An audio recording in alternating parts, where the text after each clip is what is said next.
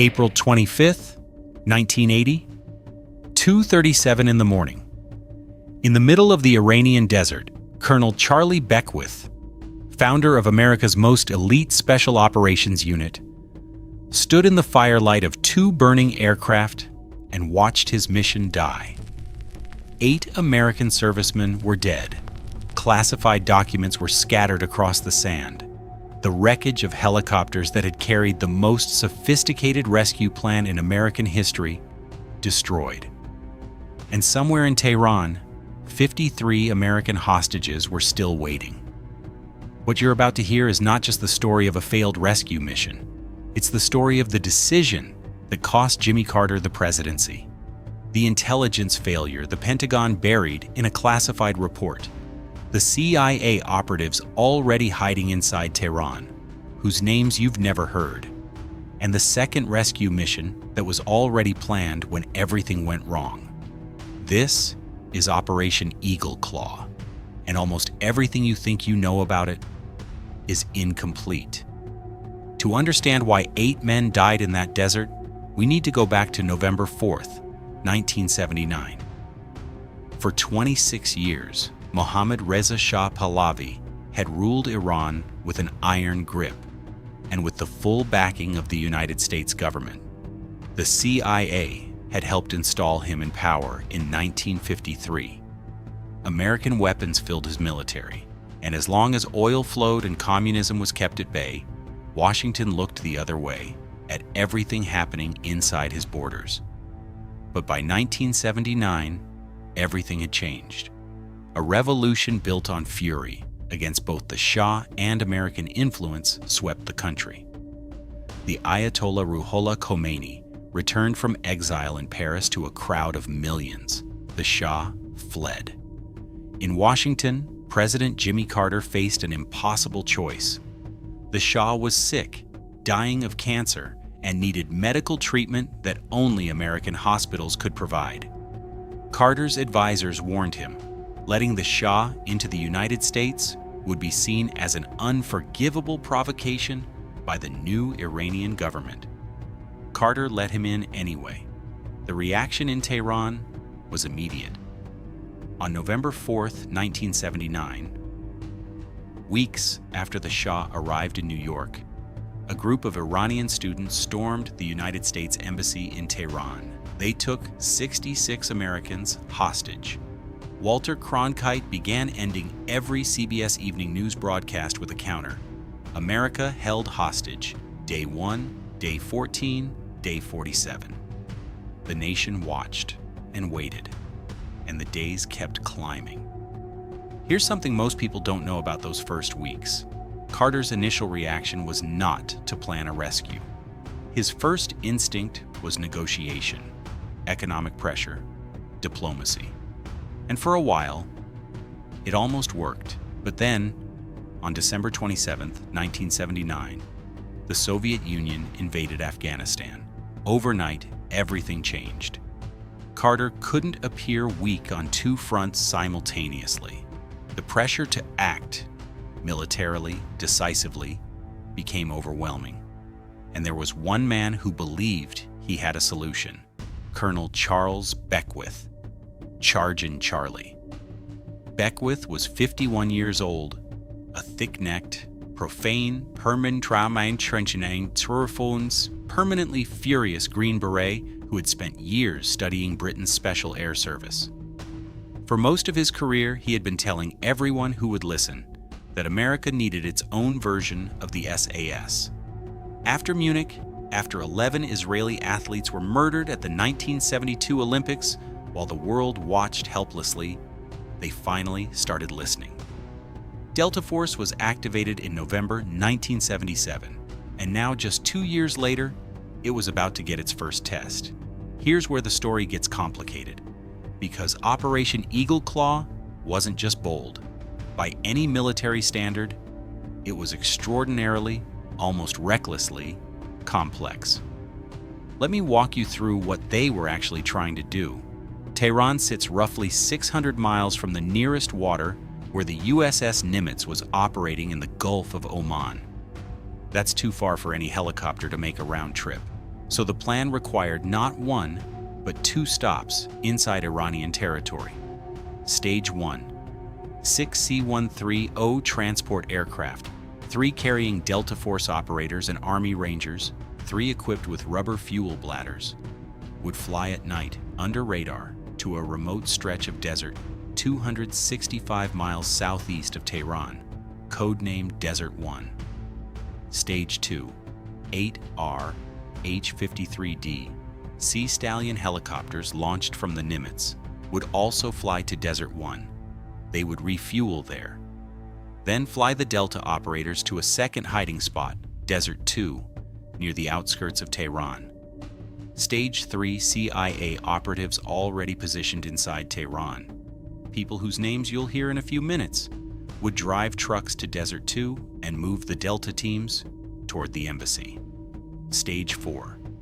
Delta Force would storm the embassy and 2 other locations where hostages were being held. Rescue all 53 Americans. Transport them to a captured soccer stadium nearby. Stage 5. Helicopters would land at the stadium, pick up the hostages, fly everyone to Manzarieh Airfield, 35 miles south of Tehran, seized by Army Rangers, where C-141s would fly everyone out of Iran. Now, stop and think about what I just described.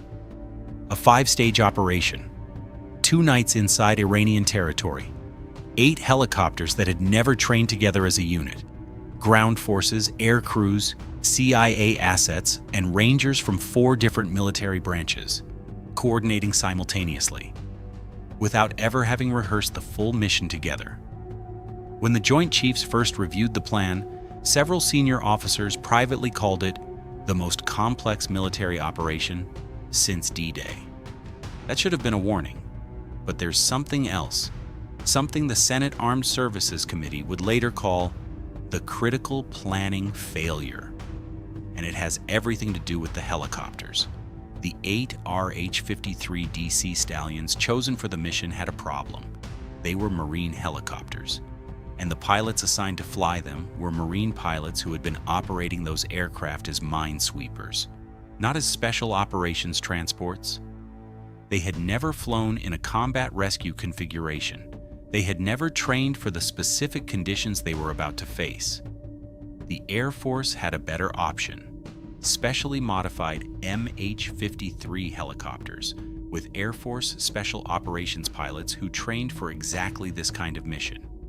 But inter-service politics got in the way. The Navy and Marines argued that Marine pilots should fly Marine aircraft. That decision, made in Washington, would cost 8 men their lives. The plan required a minimum of 6 helicopters at Desert 1. They launched 8, allowing for 2 failures. 2 failures. They would need every one of those spares. Here's the part of the Eagle Claw story that almost no documentary ever covers, and in my opinion, it's the most extraordinary part. While the helicopters were being prepared on the Nimitz, while Delta Force was rehearsing in the Arizona desert, a small team of operatives was already inside Iran. Let's talk about them. The first was Major Richard "Dick" Meadows, one of the most decorated special operations soldiers in American history, the man who led the Sun Tay raid into North Vietnam in 1970. A living legend who had retired from the Army and was working as a civilian. Meadows volunteered for Eagle Claw. He entered Iran on a false Irish passport, posing as a businessman. He spoke no Farsi. He walked the streets of Tehran alone, casing the embassy, identifying guard positions, counting patrol patterns. Alongside him, an Air Force NCO who spoke fluent Farsi, his identity is still classified to this day, and 2 Special Forces soldiers operating out of Germany, also using false identities, plus 2 CIA assets, one known only as Bob, and one called Mohammed. This 6-person team had one mission: acquire trucks and transport vehicles, cache them near the hiding site outside Tehran, and wait for the Delta operators to arrive. They did exactly that. On the night of the planned rescue, Meadows' team was in position. The trucks were ready. The CIA had eyes on the embassy. Everything on the ground was set. What failed was in the air. April 24, 1980, 7:05 p.m. local time. On the flight deck of the USS Nimitz, 8 RH-53DC Stallions powered up their engines. The pilots checked their instruments. Crews ran final systems checks. Somewhere below decks, Colonel Beckwith and 132 Delta operators and Army Rangers were boarding the C-130S at Masira Island in Oman. Operation Eagle Claw was go. The helicopters lifted off and flew north low over the dark waters of the Gulf of Oman in strict radio silence. Call signs, Bluebeard 1 through Bluebeard 8. At the same time, the 6 C-130Os took off from Masira and began their own journey into Iranian airspace. Everything was on schedule. And then the desert started fighting back. Major Don Carney, flying one of the C-130Os at altitude, was the first to see it. A massive wall of dust. Not a normal sandstorm, but what the locals call a haboob. A suspended cloud of ultra-fine powder that can stretch for hundreds of miles. At 15,000 feet, it looked harmless. His C-130 flew through it easily. He immediately tried to warn the helicopters, but the helicopters were flying in complete radio silence, protocol to avoid detection, and the encrypted warning channel never reached them. Bluebeard 6 was the first casualty. An hour into the flight, a warning light flickered on. A nitrogen leak in the rotor blade, potentially fatal if the blade decompressed at speed. The pilot made the agonizing decision: land in the desert, abandon the aircraft. The crew would be picked up by Bluebeard 8, 7 helicopters now, 1 spare remaining. 2 hours in, the remaining 7 Sea Stallions hit the haboob. What the pilots encountered inside that dust cloud defies description. Zero visibility, instruments spinning wildly, cockpit temperatures rising, engines choking on powder so fine it behaved like smoke. Pilots flying completely blind, relying on instruments that were rapidly failing. Major Jim Schaefer, now leading the formation in Bluebeard 3, was terrified of one specific danger: a 6,000-foot mountain directly in their path, invisible in the dust. He turned to his co-pilot, Les Petty. "When can we expect to see that mountain?" Petty stared at his instruments, then at his map, then back at his instruments. "I don't trust the machine," he said quietly. "And I don't trust my map. I'd say, right now." Schaefer yanked back on the controls. The helicopter climbed hard through the dust, and abruptly, the cloud broke. 30 feet in front of them, illuminated by moonlight, was the peak of the mountain. "Good job, Les. I love you." Not every helicopter was that lucky. Bluebeard 5, the lead aircraft, lost its electrical and navigation systems entirely. Flying blind, isolated, critically low on fuel, its commander made the call the mission planners had feared most. He turned around. 6 helicopters now. The absolute minimum. Zero margin left. At Desert 1, the C-130Os had already landed, and things were already going wrong. A fuel truck appeared on the road running through the landing zone. Completely unexpected. Delta Captain Wade Ishimoto ordered his team to neutralize it. A Ranger fired an anti-tank rocket. The truck, fully loaded with fuel, exploded in a massive fireball that lit up the desert for miles. Before anyone could process that, headlights appeared from the opposite direction. A bus, full of Iranian civilians. A busload of ordinary Iranians had driven directly into the middle of a secret American Special Operations mission in the heart of the Iranian desert. Think about that for a moment. The most covert military operation in American history, and within 15 minutes of landing, they've set a fuel truck on fire and detained 44 Iranian civilians. The bus passengers were held under guard, The truck driver had escaped in a pickup.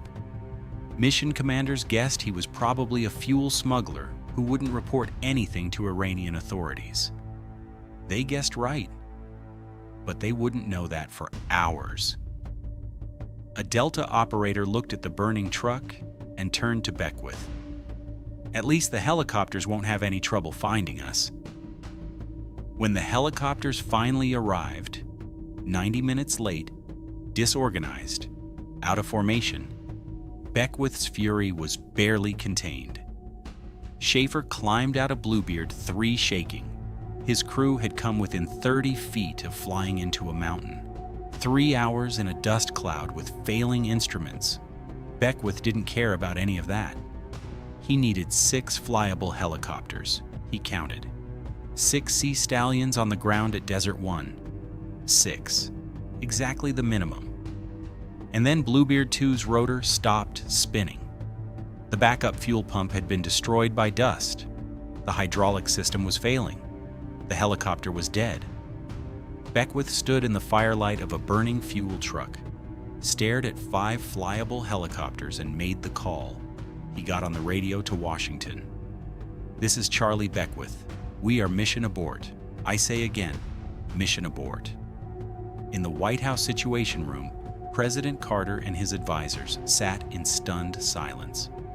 The rescue of the American hostages, months of planning, hundreds of millions of dollars, the most elaborate special operations mission in American history, was over before it reached Tehran. And then it got worse. Abort is never simple. You can't just climb back into your aircraft and fly home. Equipment had to be destroyed. Classified documents had to be burned. The 44 Iranian civilians still had to be dealt with, and the 5 remaining helicopters, which couldn't safely fly out, had to be repositioned so the C-130s could turn around and depart. Major Jim Schaefer was back at the controls of Bluebeard 3. He lifted the Sea Stallion to 15 feet and hovered, watching the ground controller for directions. The ground controller, nearly knocked off his feet by the rotor wash, stumbled backward. Schaefer, already disoriented, misread the movement. He pushed forward. At 15 feet, at night, in a swirling cloud of desert dust, Bluebeard 3 pitched toward the aircraft in front of it. The rotor struck the tail of the EC-130 tanker. Both aircraft erupted in flames simultaneously. Inside the EC-130, 8 men were sitting on the floor. Delta operators who had accepted the mission was over and were waiting to go home. Major Logan Fitch was the first one to the door. He threw it open and jumped. Behind him, men were scrambling in the darkness as the aircraft began to come apart around them. The EC-130's fuel bladder, carrying thousands of gallons of aviation fuel, detonated. 8 men did not make it. Staff Sergeant Dewey Johnson, Sergeant John Harvey, Staff Sergeant George Holmes, Staff Sergeant Joel Mayo, Staff Sergeant Ricky Silvers, Technical Sergeant Harold Lewis, Major Richard Backey, Captain Lynn McIntosh. Their names are on a memorial at Fort Bragg. They are not famous. Most Americans have never heard of them. They died in an Iranian desert, trying to bring 53 Americans home. Beckwith made one final decision: abandon the remaining 4 Sea Stallions. Destroying them risked another accident and could damage the remaining transports. The 44 Iranian civilians who had witnessed the entire catastrophe were set free. The surviving task force loaded onto the last 3 C-130s and flew back toward Oman. Operation Eagle Claw was over. 2 weeks after Desert 1, the Pentagon commissioned an independent review. It was led by retired Admiral James Holloway, a former Chief of Naval Operations. And what came out of it is one of the most damning internal military documents in American history. The Holloway Report confirmed what many had suspected. Operation Eagle Claw had not failed because of bad luck. It had been set up to fail by bad planning. Here are the findings the Department of Defense spent years quietly burying. Finding 1. The helicopter force was inadequate from the start. The minimum requirement was 6 helicopters.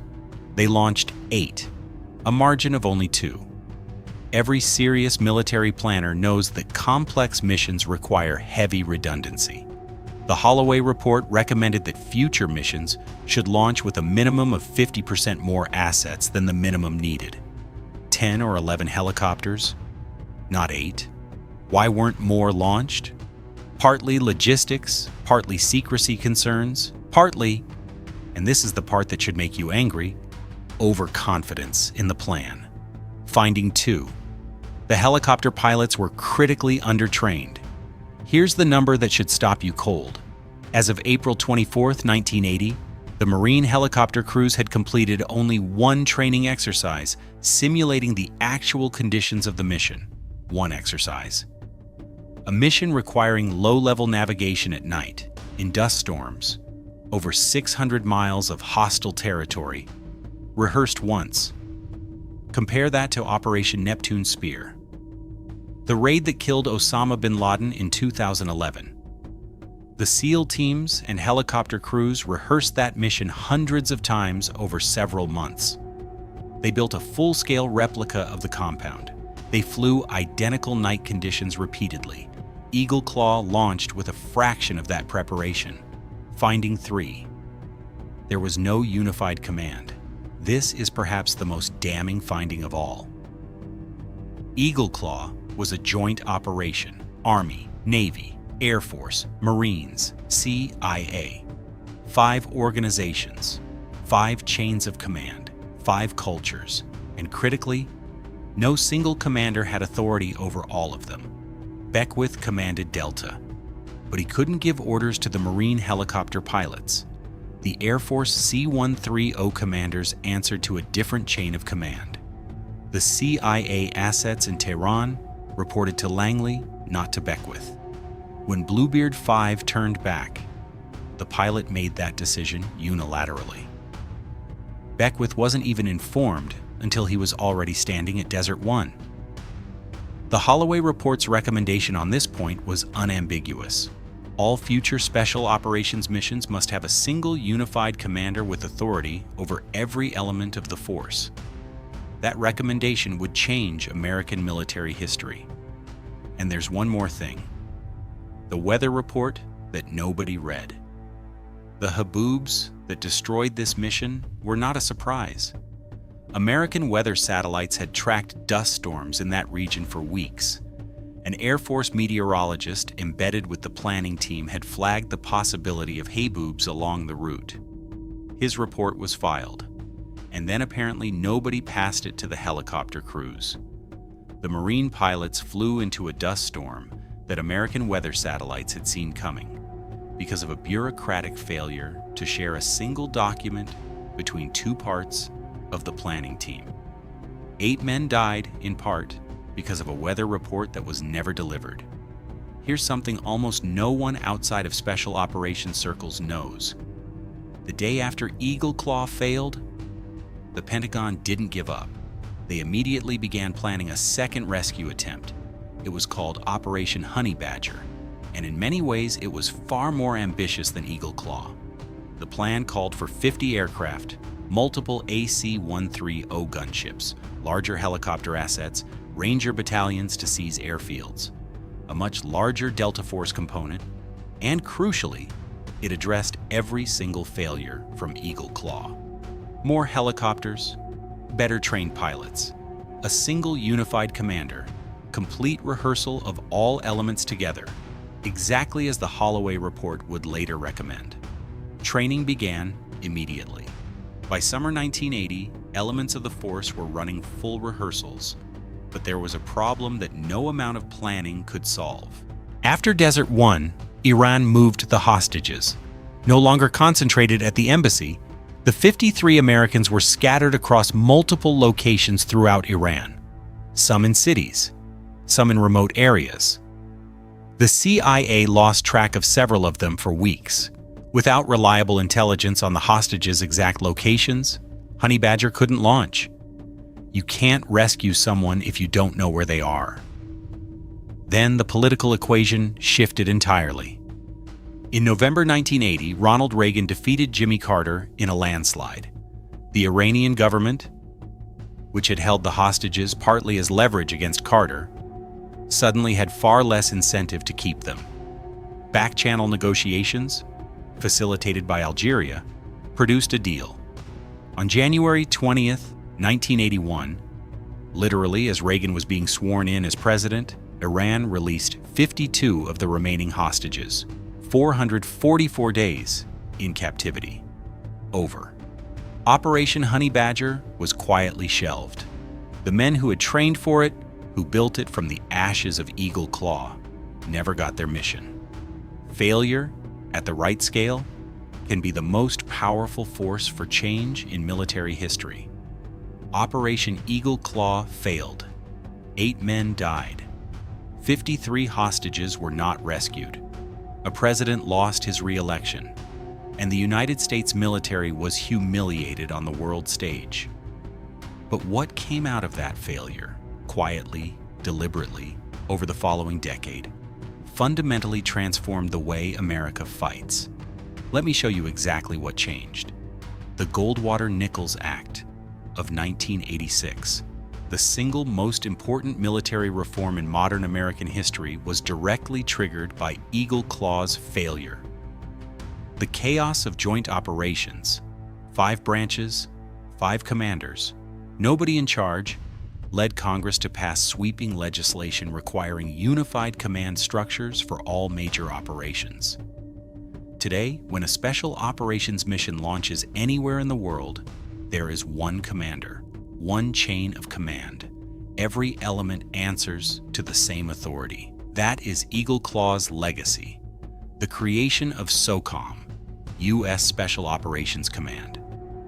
Before Eagle Claw, America's Special Operations Forces were scattered across every branch of the military.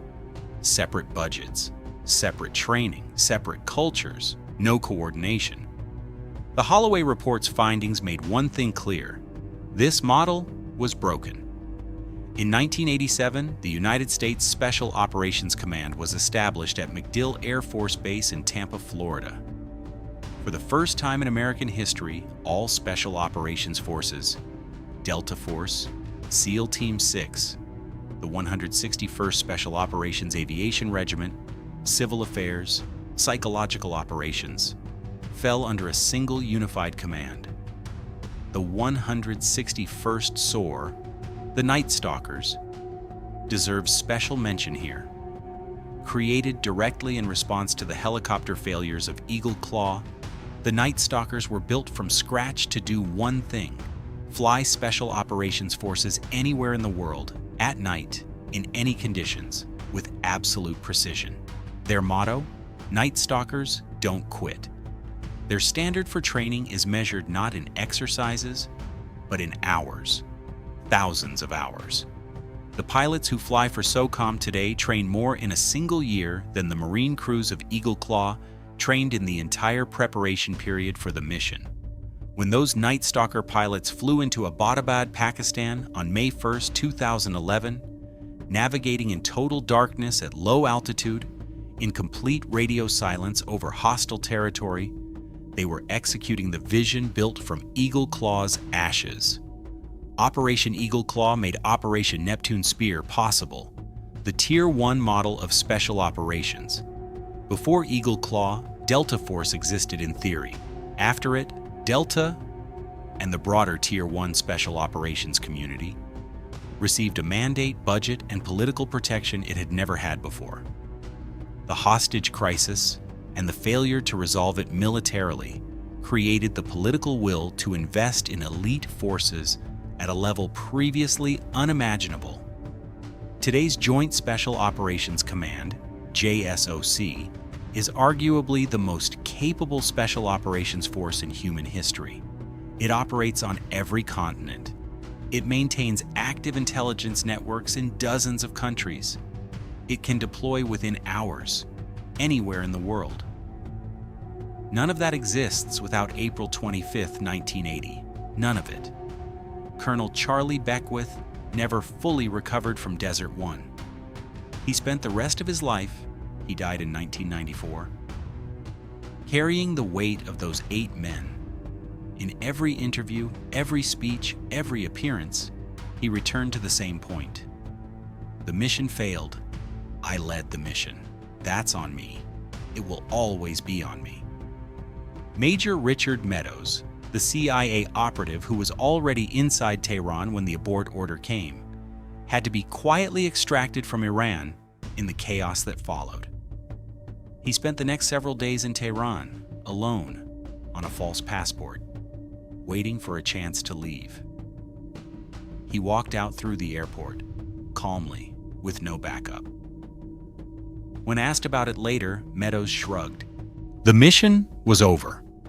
I just needed a flight home. The 8 men who died at Desert One, Johnson, Harvey, Holmes, Mayo, Silvers, Lewis, Bakke, McIntosh, are remembered at special operations memorials around the country. But most Americans drive past those memorials without knowing their names. For the 53 hostages, 444 days of captivity left marks that never fully healed. Sleep disorders, anxiety, relationships destroyed, careers derailed. Several have spoken publicly about the moment they were finally released. The strange disorientation of returning to a world that had moved on without them. One hostage, Barry Rosen, said something that has stayed with me.